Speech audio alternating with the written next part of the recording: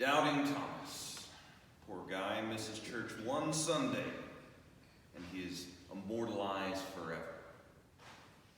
I say that in jest, but nowadays, not only is he remembered, but he is often lifted up as the model. I have heard it said, doubting Thomas is our role model. This phrase actually has very little to do with Thomas the Apostle and everything to do with his title, doubter. And it seems like a good model, challenge everything. After all, this is the model that St. Luke, isn't this the model that St. Luke lifts up in the Acts of the Apostles as he describes the church of Berea? Now these Jews were more noble than those in Thessalonica.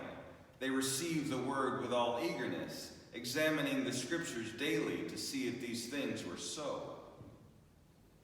They all had to see for themselves.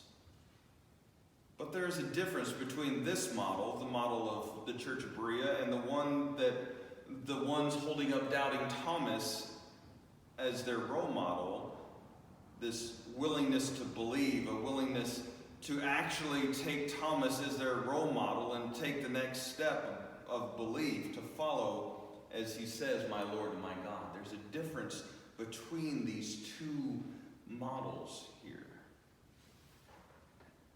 The problem with doubting Thomas, the mentality of the doubting Thomas, is that Thomas is held up as the role model at the wrong time in his life. Notice when this happens in our gospel lesson today. It said, now Thomas, one of the 12, called the twin, was not with them when Jesus came. So the other disciples told him, we have seen the Lord. But Thomas says to them, unless I see in his hands the print of the nails and place my hand in his side, I will not believe. He said this after he missed Jesus' appearance to them on Easter Sunday. Since he missed that Sunday, he missed a very important thing. He missed the gift of the Holy Spirit.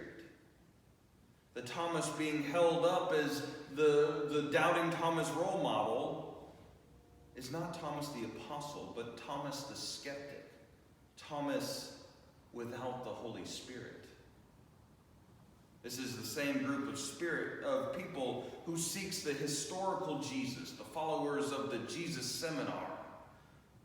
All these seem to be good for one's soul. Look at the titles, Jesus, Jesus. I want to get back to that kernel of Jesus. I want to see the Jesus that walked around in the streets. I want to be able to reach out and touch him. But upon further investigation, it actually falls short.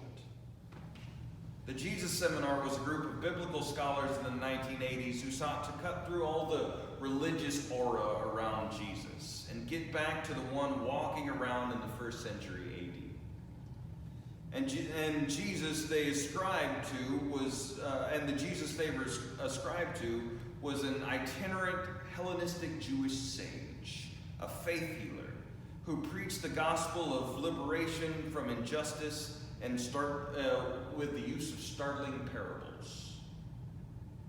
And all of these things about Jesus are true. But the problem with the movement is not what it says, but what it doesn't say.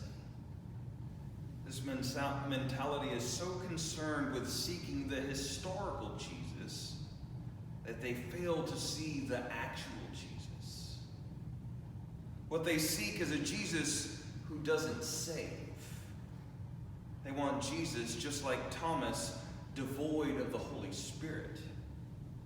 And this is where the problem lies. They want a caricature.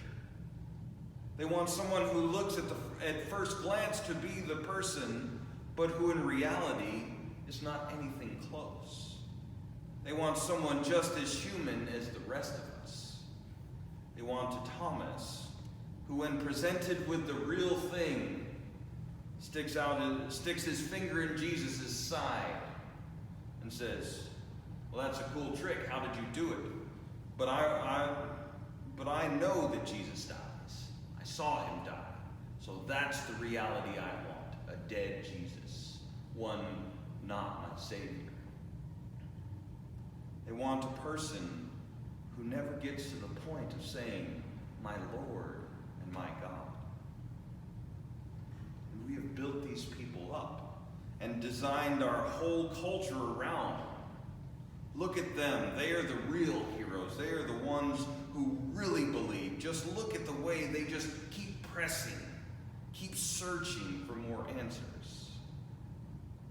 The problem is that we have enabled them rather than correcting them.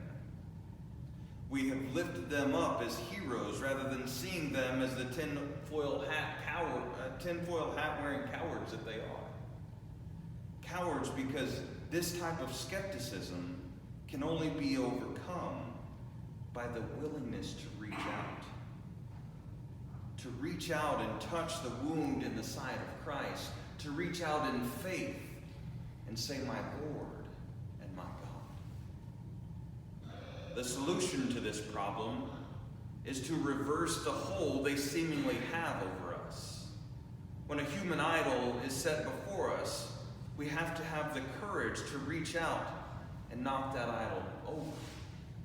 In 1 Samuel, the Philistines had captured the Ark of the Covenant, and they've taken it away to be one of the trophies in their temple.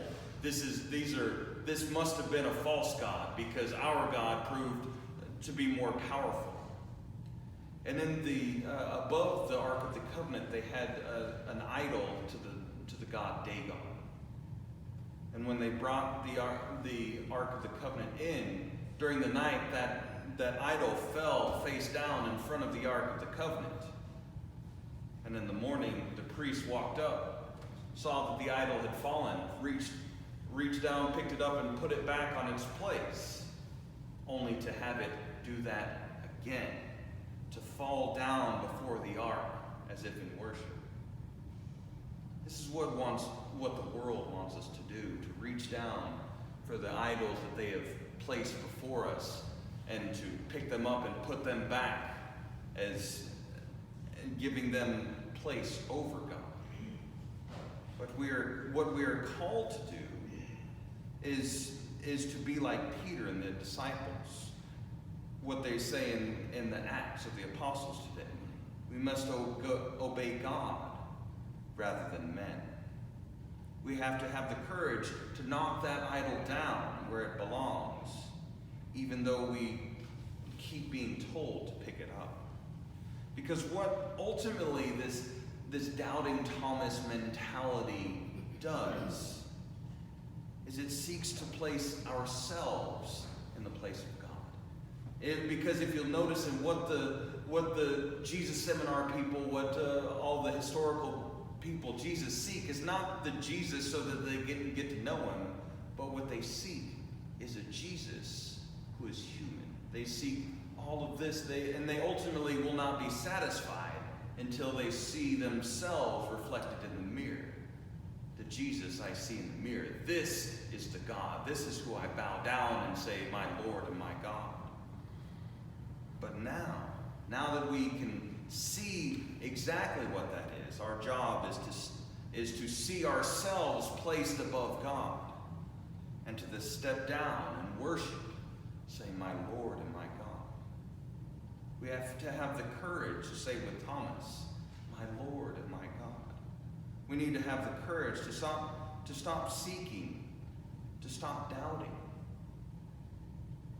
We have to stop doubting now that the proof is there in front of us and is presented to us in the wounds that caused our salvation.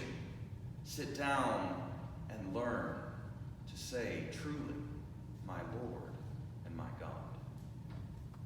In the name of the Father, and the Son, and the